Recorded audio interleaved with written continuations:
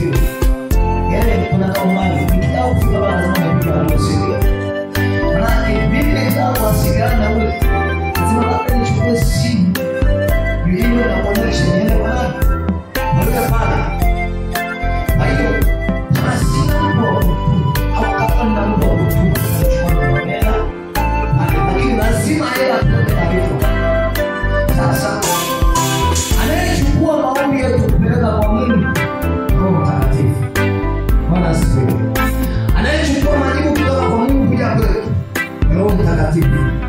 Kwa hiyo kilitokea nini sasa?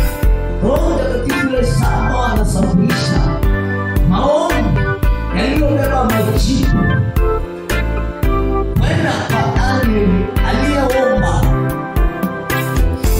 Ghafla njiani akakutana na nguvu za giza zilizotumwa kwa sababu ya kizuizi, zikafika pale zikamzuia.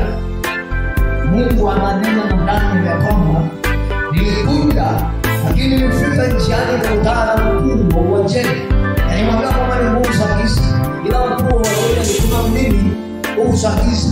Biblia inasema kwamba nalipigana naye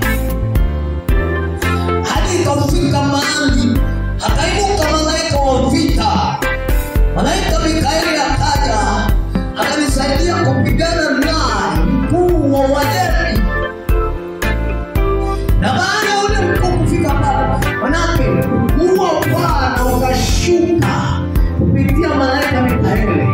Sikia, Roho Mtakatifu akachomoka pale akapeleka maombi kwa Daniel.